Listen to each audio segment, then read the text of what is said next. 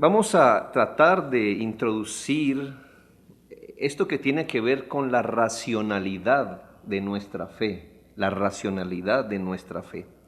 Cuando hablamos de la lógica, como el pastor lo afirmaba, al menos en este contexto nos referimos, claro, a la lógica, al razonamiento en el que las ideas o la sucesión de hechos se manifiestan o se desarrollan de forma coherente, sin que haya contradicciones entre ellas.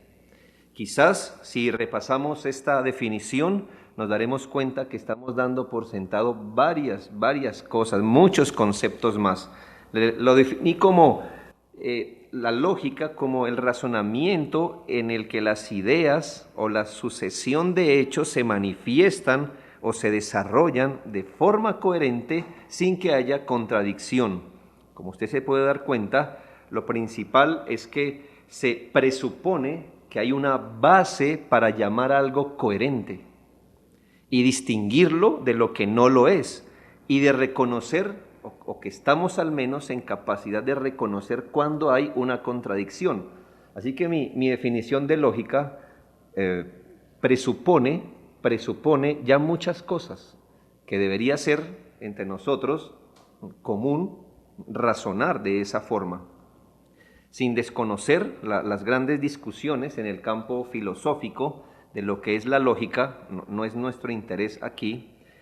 No hay nada más humano que la razón y la búsqueda de un todo coherente sin contradicciones, donde todas sus partes se relacionen armónicamente. Eso es muy propio de nosotros.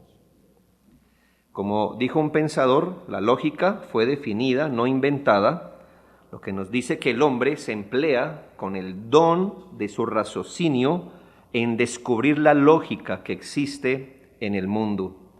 Una acusación común que se le hace a la gente con creencias religiosas en general, y claro, aquellas de convicciones cristianas en particular, es que sus creencias no son lógicas ni razonables. Parece que la religión es arrinconada al campo de las necesidades psicológicas, que nada o no mucho tienen que ver con pensar.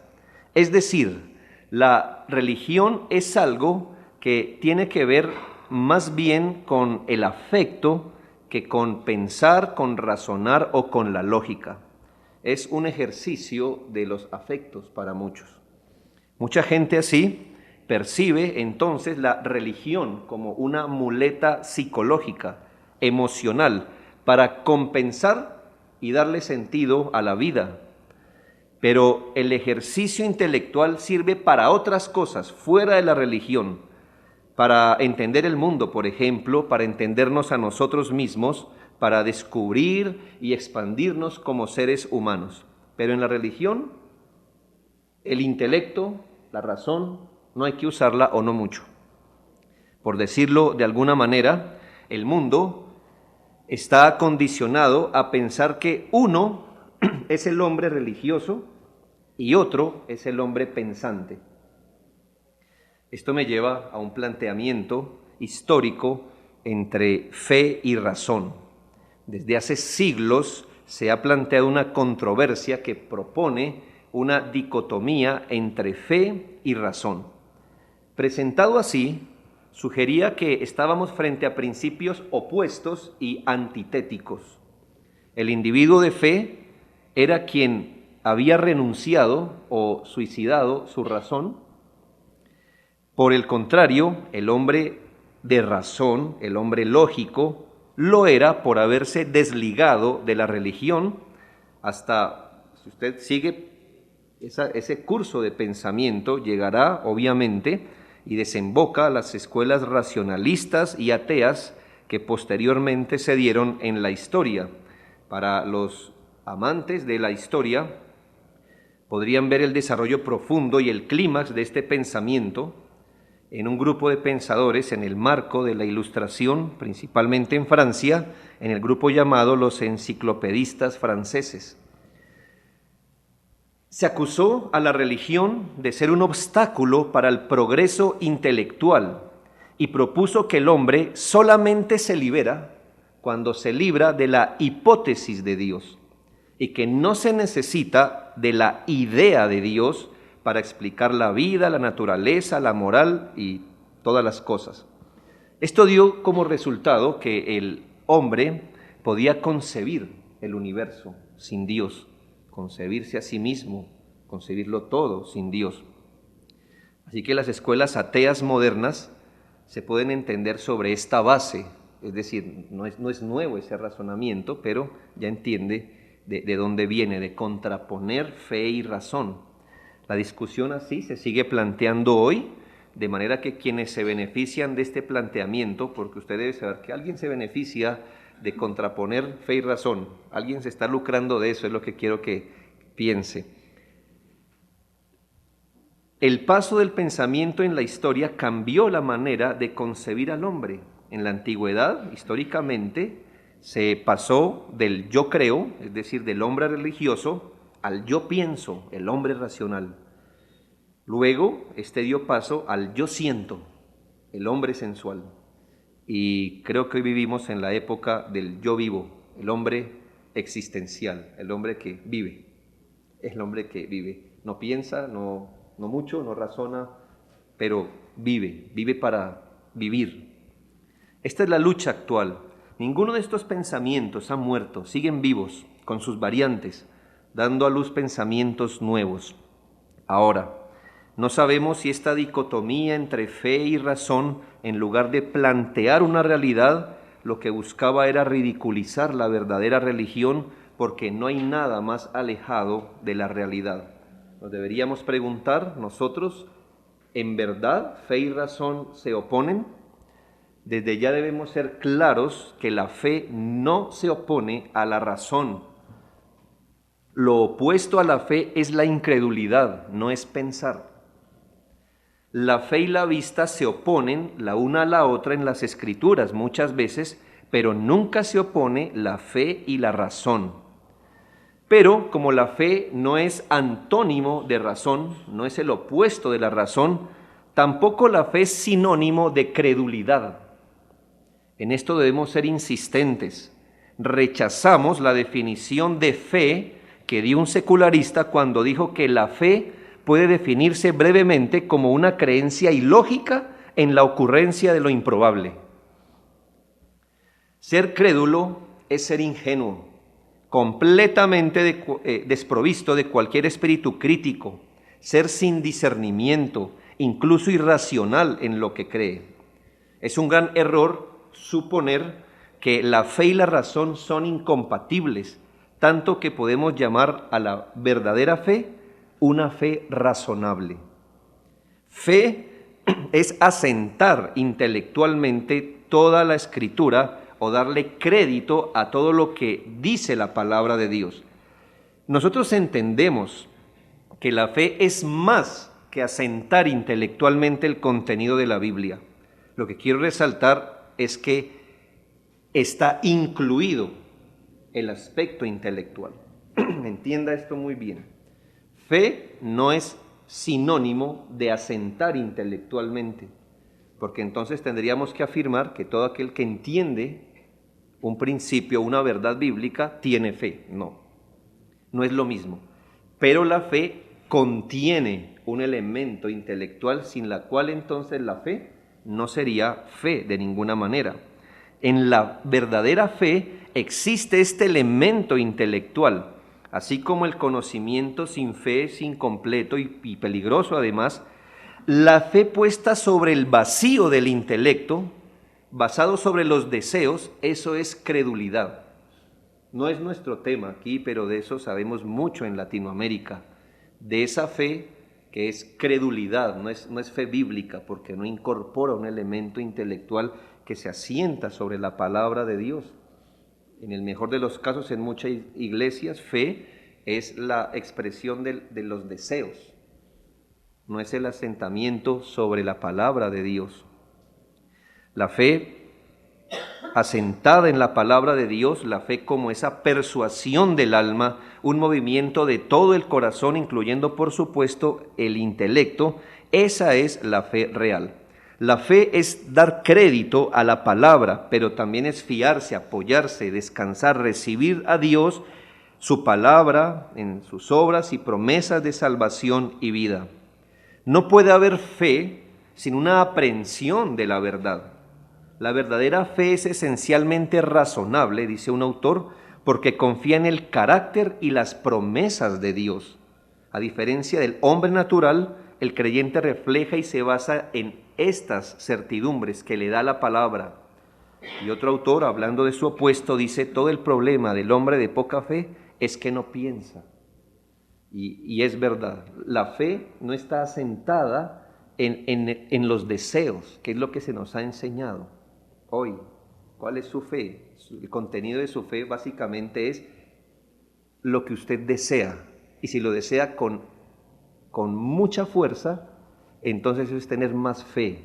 No, hermanos, la fe se basa en lo que la palabra del Señor dice.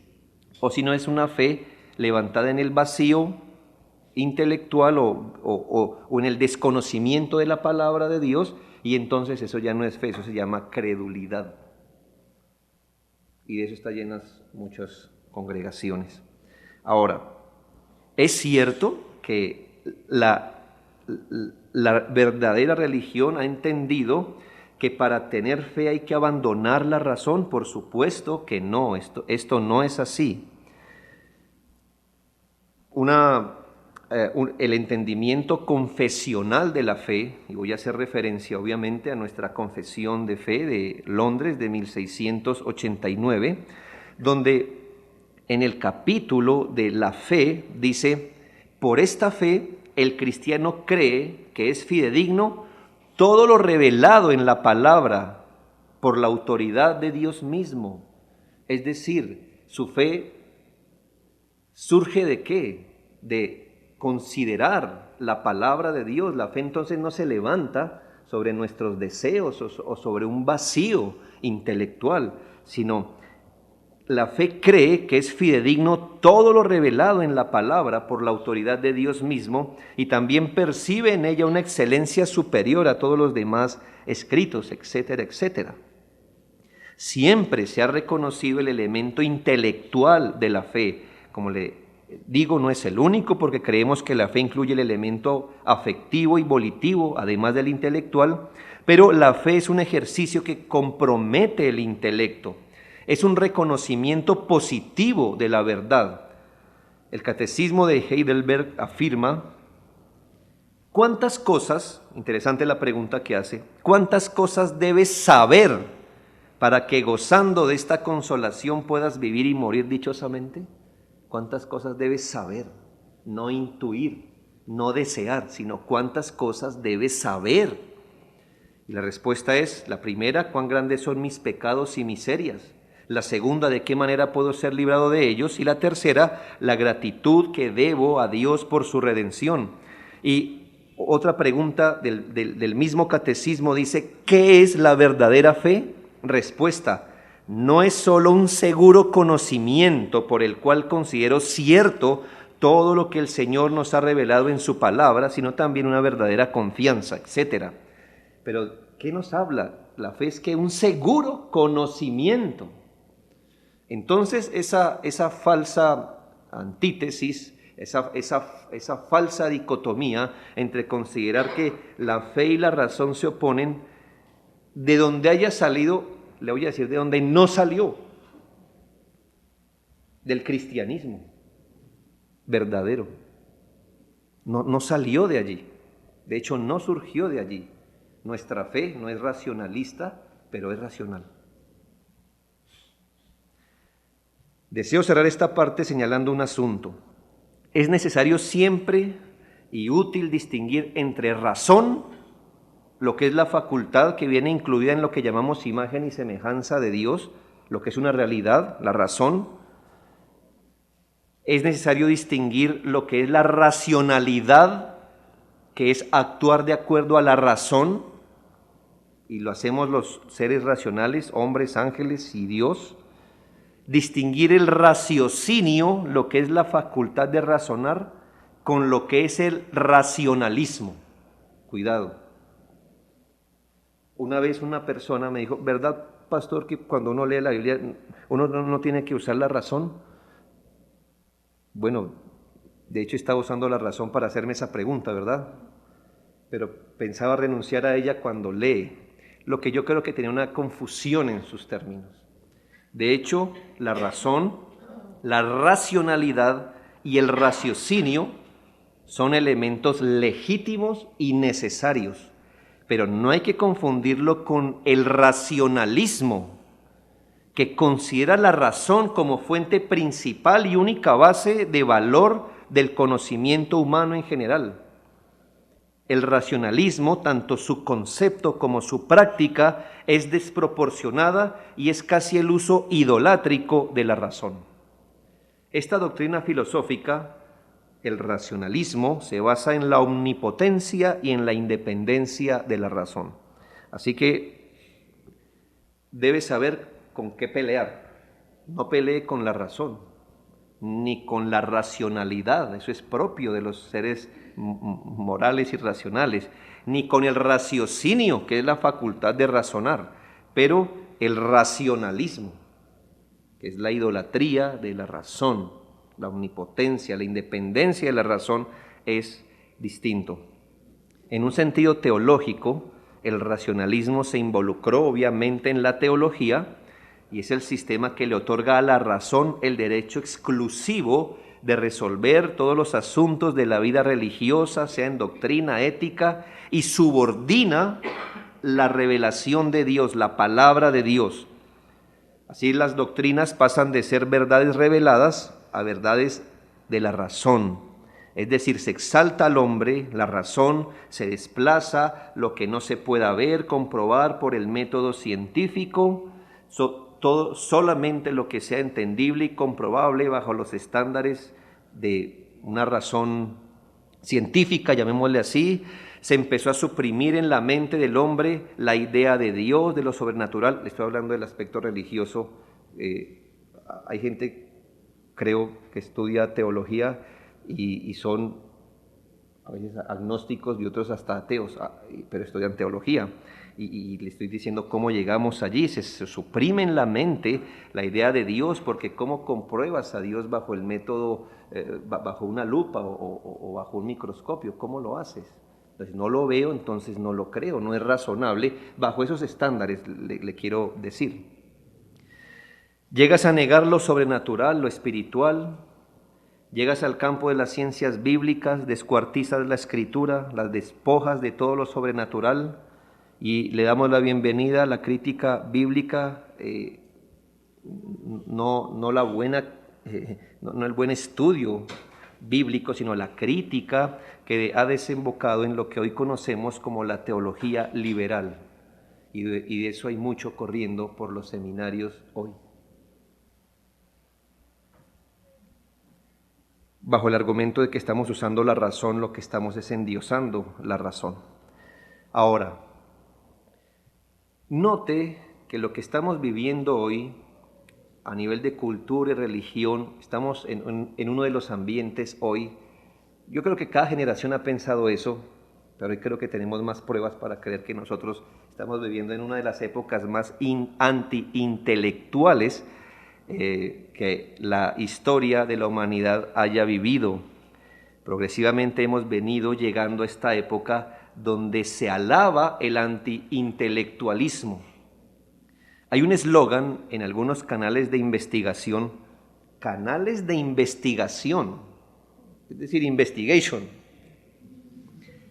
Y el eslogan de un mes acá, de 2 meses acá, es cierra los ojos y mira con el corazón. Creo que es una buena etiqueta para esta época. Es decir, si quieres vivir en esta época es mejor que no mires, que no pienses, que no impliques. Es mejor que no concluyas, que no saques ninguna idea. Es mejor que cierres los ojos y te dejes llevar por los sentimientos. Es la mejor manera de sobrevivir en esta época donde se alaba el antiintelectualismo. Lamentablemente los jóvenes de nuestra época y cultura le huyen a ese tipo de profesiones que implique pensar lógica profunda y sistemáticamente. Hoy el empirismo, la intuición y el pragmatismo pueden llegar a ser más valorados y bien pagos que el intelecto, el sistema y la investigación.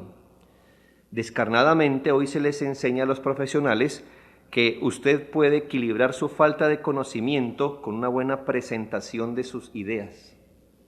Es decir, usted puede estar equivocado, pero puede decirlas muy bien. Y eso es una habilidad que todos deberían desarrollar. Ser intuitivos, convincentes, no importa si están o no en la razón. Lo que deseo señalar, y quiero decirle algo, no quiero dar la impresión que el empirismo, la intuición y el pragmatismo estén mal en todas las áreas y contextos de la vida. A veces creo que estos asuntos pueden involucrarse hasta de alguna manera en cómo nos acercamos a las cosas. Lo que deseo señalar es que hoy estamos huyendo de todo lo que requiera pensar, meditar, investigar, profundizar. Usted vive en esta cultura, pero usted no quisiera encontrar eso a nivel del cristianismo, donde hay un libro de por medio que reclama ser la palabra de Dios, guía y norma de todos. Quizás la religión, y aquí quiero abrir el panorama y luego irlo cerrando al mejor estilo de los profetas del Antiguo Testamento.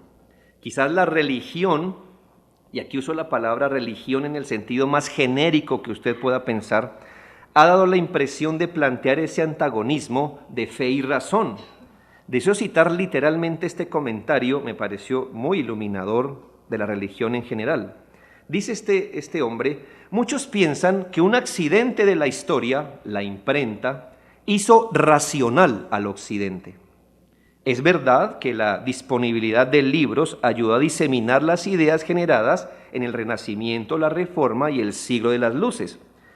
Pero si la imprenta fue el secreto, entonces Asia debería haber dirigido el pensamiento europeo durante siglos.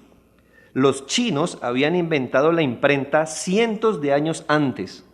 Para el año 972 de esta era, se había impreso 130,000 páginas de los escritos sagrados budistas, el Tripitaka. Los impresores coreanos inventaron tipos movibles de metal por lo menos 2 siglos antes que el alemán Gutenberg los reinventara en 1450. ¿Por qué la imprenta no reformó a China o a Corea? Es decir, ¿por qué no los hizo avanzados intelectualmente en un sentido? Porque las filosofías religiosas de Oriente socavaron la razón. Para el 823 después de Cristo, los monasterios chinos tenían tantos libros que inventaron estanterías giratorias. Usted lo puede buscar. Hoy existen aún unas estanterías inmensas de muchas caras, donde en cada cuadro hay un libro sagrado. La idea es que si usted es amante de esto, entonces lee y después que termine con una cara gira la estantería y etcétera. Bueno, estanterías. A los mediados del siglo XII, cuando en algunos monasterios europeos y escuelas de catedrales empezaban a florecer las universidades, un monje budista, para esa misma época, viajó por los templos y monasterios de China Oriental y escribió lo siguiente: en 6 o 7 de cada 10 templos, uno puede oír el ruido de las estanterías girando día y noche. ¿Estaban los monjes haciendo girar las estanterías porque querían buscar o leer libros? Él responde: el ruido de los libreros rotativos no era el resultado de la actividad académica. Los monjes meditaban en el ruido de la rotación interminable de estanterías llenas de libros sagrados. No estaban interesados en la sabiduría, en leer, en lo que contenían los libros. Debido a que no creían en las palabras, su objetivo era alcanzar el silencio mediante el sonido sin sentido. Antiintelectualismo, ¿verdad?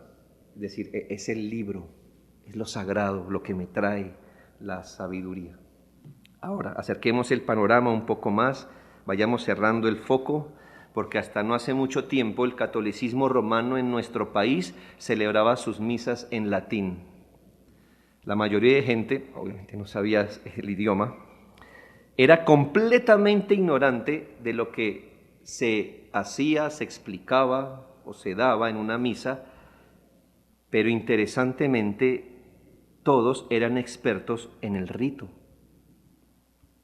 Si preguntáramos a romanistas de hoy o exromanistas, entre la gente común, ¿por qué el romanismo tiene esta práctica? ¿Por qué hacen este rito? ¿Qué significa esto? La gran mayoría de gentes, quienes fueron buenos en esta religión, ignoran completamente el contenido de su doctrina, aunque eran o son muy religiosos. La gente opta bajo este sistema en vivir externamente en ritos y subjetivamente en esa búsqueda de Dios muy personal, muy en sus términos. Por eso en nuestra cultura usted puede ser buen católico romano y un hombre irreligioso a la vez. Antiintelectualismo. La comunicación que eso da es que usted no necesita entender lo que está pasando en la misa. Usted participe y ya, que eso es lo que le beneficia. Ese es el punto. Pero si seguimos acercando el panorama, quizá en momentos específicos o en tendencias específicas dentro del cristianismo, se está más interesado en ese tipo de activismo religioso que en el contenido de la fe. Ve, hay grupos sociales que abogan porque podamos cumplir el mandato del Señor de ser uno, de ser las manos de Jesús para una humanidad que sufre, que representemos el corazón de Cristo en un mundo sin esperanza. En estos grupos de activismo o acción social se intuye que para ser efectivas tienen que poner a un lado la doctrina, guardarse el contenido de las doctrinas muy subjetivamente donde no hagan daño y dejarse llevar afectivamente en compasión por las tragedias del mundo. Usted bajo estos énfasis puede encontrar a B, C, D y E uniendo sus manos para ponerle un pan en la mano al necesitado, bajo el lema de ser las manos de Jesús. Pero A es ateo, B agnóstico, C romanista, D un mormón y E un evangélico. Es decir, cierra tus ojos, no pienses. Es mejor hacer que pensar. Si seguimos trayendo más cerca, desde hace un buen tiempo los grupos pentecostales o neopentecostales o carismáticos han hecho un importante aporte a esta confusión y a poner razón y fe a pelear. La promoción y búsqueda de experiencias místicas ha promovido que entre más irracional, mística y extática sea una experiencia, es porque es más espiritual. Es decir, si usted estuvo en las reuniones completamente lúcido, las 3 o 4 horas que esto dure, usted no tuvo una experiencia espiritual. ¿Qué es una experiencia espiritual? Si usted pasó la gran mayoría de esas horas ido de la razón, de alguna manera, encontramos que el lema práctico no es un lema teórico que tengan, pero el lema práctico es que si no se entiende nada, debe ser más espiritual. Es decir, si una persona te dice un mensaje verbal en tu idioma, es de menos valor que si te lo da en una lengua desconocida. Hasta ahí hemos llegado. Encontramos individuos hoy basando su religión en experiencias de todo tipo, calores, temblores, sacudidas, caídas, impresiones, corazonadas, pero profundamente ignorantes de doctrina. Pero es que ese no es el punto. O sea, ¿por qué haces eso? ¿Por qué buscas eso? ¿Dónde dice la Biblia? No, es que no estoy interesado en lo que diga la Biblia de eso. Estoy interesado en experimentar estas cosas. No es raro que gente así se crea cristiana porque se les enseña que esto es lo que define su fe. Esto no es más que una apología al antiintelectualismo. El elemento verbal en esas organizaciones solo sirve para afirmar la irracionalidad y conducir a la gente a que no piense, a que no discierna, a que no considere, a que no medite de forma profunda y sistemática acerca de su fe. Pero hermanos, permítame decir que por 3 pecados de Israel y por el 4º, los cristianos llamados conservadores tampoco salimos airosos. Usted no va a creer la multitud de quienes se confiesan cristianos conservadores indignados porque hoy decimos que tal o cual líder religioso no tiene razón bíblicamente hablando, o que no actúa conforme a la palabra. Hermanos, hoy el cristianismo conservador está lleno de seguidores de predicadores medianamente conservadores que seguirán nutriéndose de los pósters de internet, seguirán formando su teología con videoclips de 4 minutos, seguirán idolatrando a sus líderes antes de pensar bíblica, profunda y sistemáticamente en la doctrina.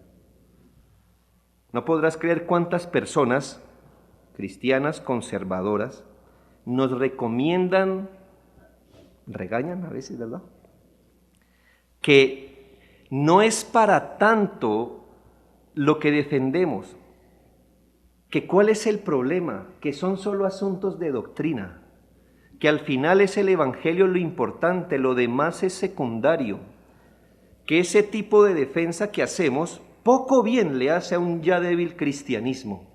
La medicina, abandonarnos al amor, claro, por ellos definido, y abrazar con fuerza solo el evangelio, claro, por ellos definido también, y bienvenidos al antiintelectualismo reformado.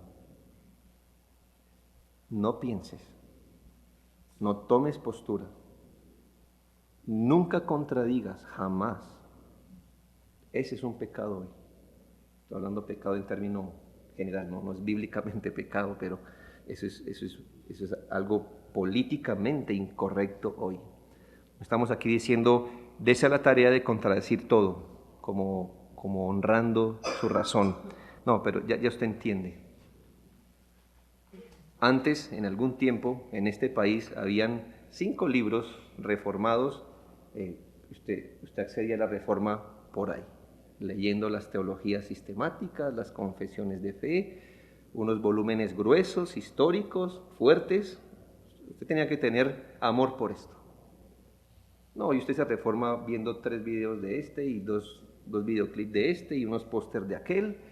Y bravo con el que diga que eso no es una reforma. ¿Me hago entender?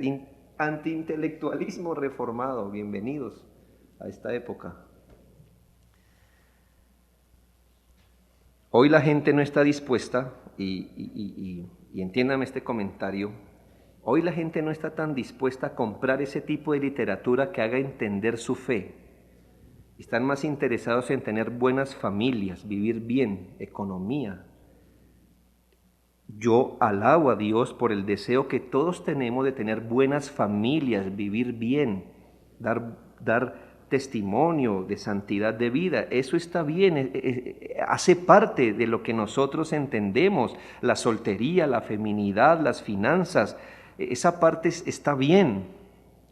Mi asunto es, mis hermanos, que hoy los cristianos conservadores no estamos tan interesados en comprar ese tomo grande para entender o tratar de entender, por ejemplo, la doctrina de la salvación o de la escatología o de los pactos. No. ¿Qué le dice eso de nuestra época hoy? Que no estamos interesados en aplicar la mente, la razón a un sistema, a unas categorías de entendimiento. Y esto a la final, hermano, nos ha hecho débiles. ¿Por qué? Porque los cambios prácticos o la ortopraxis, la buena manera de vivir que no se fundamenta en la ortodoxia, es simplemente vacía, irrelevante y movediza. Muchas iglesias no catequizan sus niños, no se anima a los padres a que catequicen. De hecho, porque la palabra catequesis es como eso me suena muy romano. No, mi hermano, eso es profundamente protestante. Enseñar sistemáticamente a un niño en las doctrinas bíblicas, desde quién es Dios, ¿verdad? ¿Para qué Dios te hizo? Y cosas por el estilo en adelante. Muchas personas, aún en iglesias conservadoras, dicen la instrucción que le damos a quienes se van a bautizar, que antes se le llamaba catecúmenos en la historia, en los primeros inicios de la historia. Muchas iglesias conservadoras dicen, no, nosotros no, 15 días, un mes y ya la persona se bautiza, porque se bautizan con completo desconocimiento de su fe. Yo entiendo que para ser bautizado usted no necesita un doctorado en teología, yo lo entiendo, pero hermanos, irse al bautismo con ni siquiera un entendimiento de lo que es el Evangelio. Este es el panorama hoy, pero permítame terminar con un desafío. Creo que este panorama nos debe llevar a procurar honrar nuestra fe, una fe que se basa en la palabra de Dios y honra la palabra de Dios, pero una fe que vindica la razón santificada en los cristianos, que somos llamados a amar a Dios con toda nuestra mente, además de amarle con todo el corazón. Vemos la necesidad de ejercitar nuestra mente bajo las sagradas escrituras, una mente que se educa, que se desarrolla, que se fortalece por medio de la palabra inspirada e inerrante de Dios. Es necesario que seamos ese tipo de creyentes que usan la razón de manera legítima, sin despreciarla, pero sin idolatrarla, que la asientan en un fundamento sólido y aprenden a entender la vida, el mundo, las leyes, la providencia, que buscan conocer a Dios y a su sabiduría, que es Cristo. Gente que disciplina su mente bajo la palabra divina, gente que profundiza en las Escrituras, que comprende, que analiza, que descubre el significado de los textos y descubre el significado del mundo de Dios. A esto es lo que le llamamos una mente cristiana. Vivimos con el peligro y la triste realidad de no hacerlo. Para los años 90, un pensador afirmó lo siguiente: la mente cristiana ha sucumbido, dejándose arrastrar por lo secular con un grado de debilidad y enervamiento sin paralelo en la historia cristiana. Es difícil hacer justicia con palabras a la completa pérdida de la intelectualidad en la iglesia del siglo XX. No se la puede caracterizar sin recurrir a un lenguaje que parecería histérico o melodramático. Ya no existe una mente cristiana. Aún hay ciertamente una ética cristiana, una práctica cristiana, una espiritualidad cristiana, pero en la condición de un ser que piensa, el cristiano moderno ya sucumbió a la secularización. Tenemos buenas razones y estímulos para fomentar una mente cristiana. Déjeme darle 3 razones finales. 1, buenas razones y estímulos para fomentar una mente cristiana. 1, la revelación de Dios hace posible una fe razonable. La revelación de Dios no solo ha sido visible y sin palabras, como el Salmo 19 lo afirma, los cielos cuentan la gloria de Dios, si está bien, es el lenguaje sin palabras, es una revelación visible, podemos decirle. Pero la revelación de Dios no solo ha sido visible y sin palabras, aunque si así fuera, Dios creó al hombre para que usando su razón pudiera llegar a conclusiones, pero la revelación divina también ha sido proposicional, es decir, Dios ha hablado y nos hizo de manera que podemos entender lo que Él ha hablado, a diferencia de otras criaturas. Es una revelación en palabras. El Señor dice en su palabra, no seáis como el caballo, como el mulo, sin entendimiento. Salmo 32:9. De este texto podemos asumir que Dios espera que usemos la razón que Él nos ha dado. De hecho, es verdad que la mente del hombre está afectada por las devastadoras consecuencias de la caída, eso es verdad. También creemos que la depravación total del hombre significa que cada parte que constituye su humanidad fue corrompida, inclusive su mente, la cual la Escritura describe como un entendimiento entenebrecido, Efesios 4:18. Pero el hecho que la mente del hombre esté caída no significa que le fue retirada al hombre. Y el hombre sigue usando su mente, sigue razonando a favor o en contra de Dios. A pesar del estado caído de la mente humana, al hombre le es ordenado pensar en la condición de criatura humana que es. Mire, Jesús acusó a multitudes incrédulas, inclusive los fariseos y saduceos. En Mateo 16, 2, 3, dice: cuando anochece decís buen tiempo, porque el cielo tiene arreboles, y por la mañana hoy habrá tempestad, porque tiene arreboles el cielo nublado. Hipócritas, que sabéis distinguir el aspecto del cielo, mas las señales de los tiempos no podéis. Son palabras dadas a un incrédulo. ¿Para qué? Diciéndole, ¿por qué no usan la razón correctamente? Es decir, ¿por qué no aplican al campo moral y espiritual el sentido común que emplean en el ámbito físico? Es ese único Dios racional que existe, nos ha dado la capacidad de razonar y se reveló de tal manera que podemos emplear nuestra razón para conocerle, para entender su revelación general y su revelación especial, aun cuando predicamos el Evangelio. Yo entiendo, hermanos, profundamente convencido que a menos que Dios abra el corazón de una persona, ésta no entenderá el Evangelio. Pero eso no significa que no debamos persuadir y razonar con la gente para que, si Dios quiere, use ese medio para abrir el corazón. ¿Me hago entender? Entonces, yo no puedo predicar el Evangelio diciendo: usted es un hombre ciego completamente, usted no me va a entender este mensaje, usted está muerto espiritualmente, entonces lo único que voy a hacer es: míreme cómo oro por usted porque usted no entiende. Yo voy a hacer eso, voy a orar por él. Pero ¿sabe qué voy a hacer? Honrándolo como criatura. Voy a apelar a él. Quizá le diga necio. Es más entendido usted en el manejo de sus finanzas que en el manejo de su alma. ¿Haría con su alma lo que hace con su billetera? Yo entiendo, es que le estoy hablando a una persona racional. Ahora, yo entiendo que si Dios no obra, mis mejores esfuerzos no van a quedar en nada, mis hermanos, pero somos seres humanos. Dios se ha revelado de forma que nos ha enseñado a pensar racionalmente. Piense esto: Dios nos ha enseñado a pensar en secuencias lógicas. Y fue el día primero, y fue el día segundo, y fue el día tercero. ¿Sí ve? Dios se ha revelado así. Dios se ha revelado en secuencias, o nos ha enseñado a razonar en secuencias más complejas, secuencias como el día, la noche, la secuencia y orden de las estaciones, primavera, verano, otoño, invierno. Como Dios se ha revelado, así nos ha enseñado a nosotros a razonar en secuencia. Esa rotación secuencial de la tierra para formar días, semanas, meses y años predecibles, secuenciales, Dios lo hizo en su creación y ha impreso eso en nuestra mente. Usted nunca entra un año en la incertidumbre diciendo algo como: ¿cuántos días durará este año?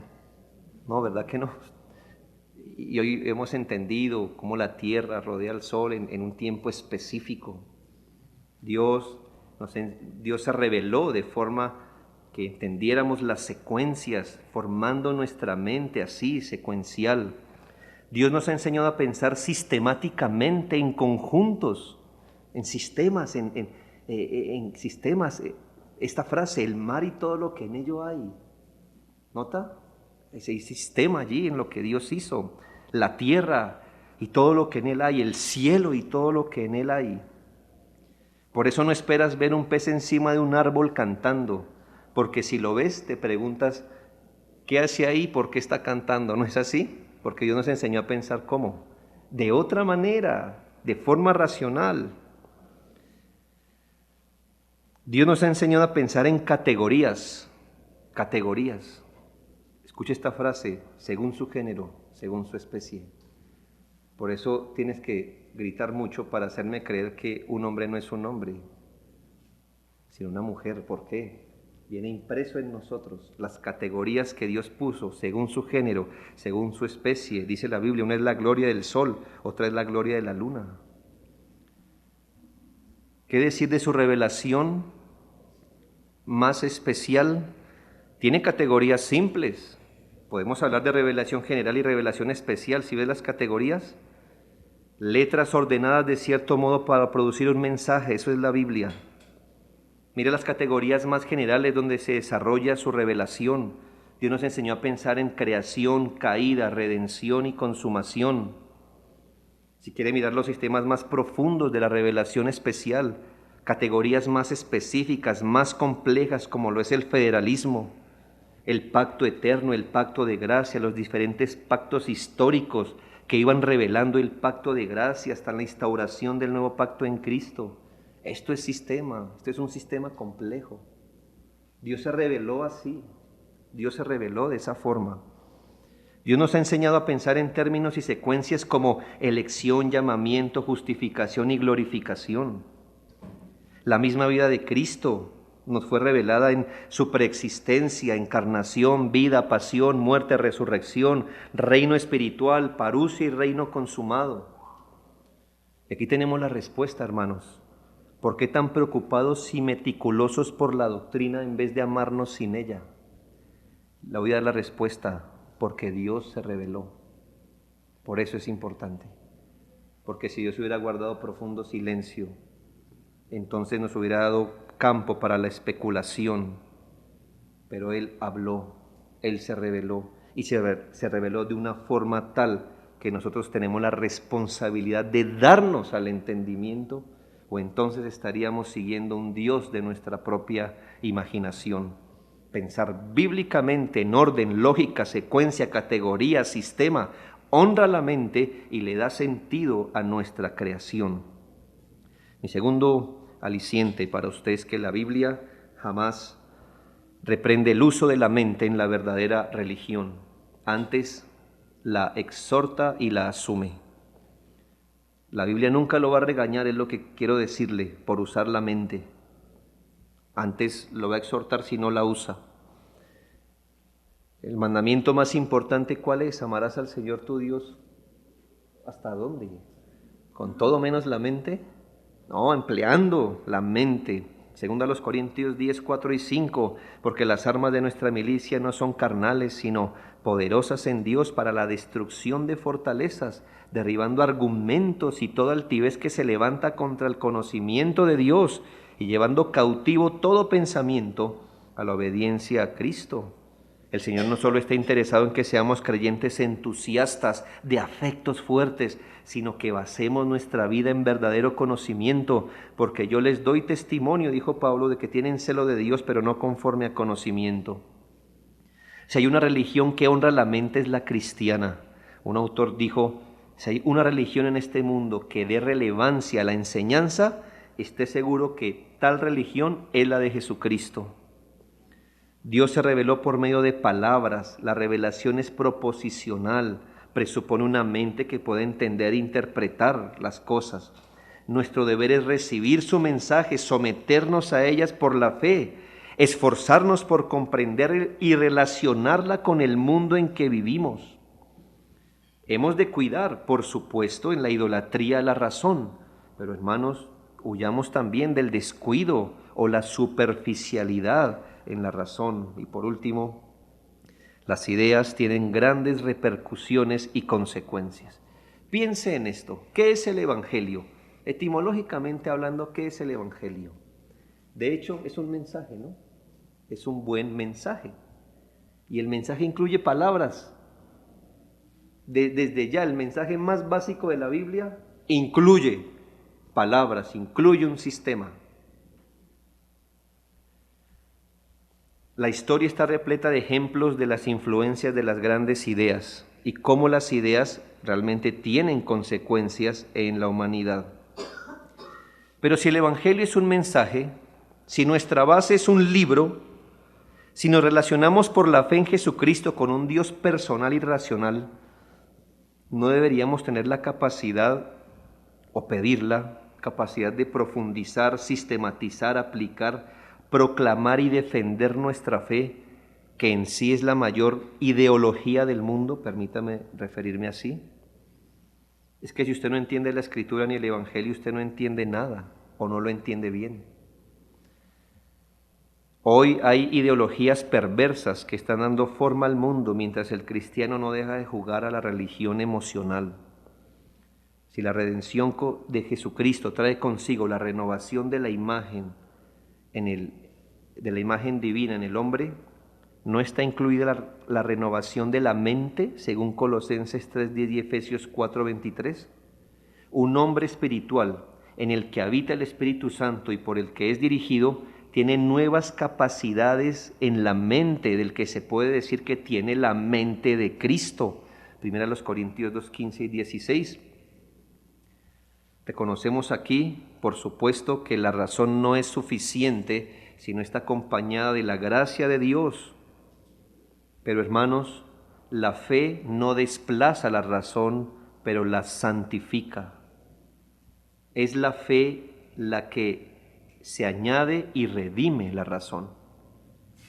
Así que, hermanos, ¿no debería esto producir cristianos con una cosmovisión más que sólida en el mundo? Usar la mente, usarla subordinada a la palabra de Dios, usarla con sistema, con profundidad. Mientras otros están pensando de forma atea, irracional, pecaminosa, los cristianos estamos jugando a qué vamos a sentir en el próximo culto. Así que espero haber tomado el tono de lo que será esta conferencia. Que el Señor nos ayude a mirar que nuestra fe no es racionalista, pero es profundamente racional. Y así debe ser, porque el Dios que se reveló fue un Dios racional.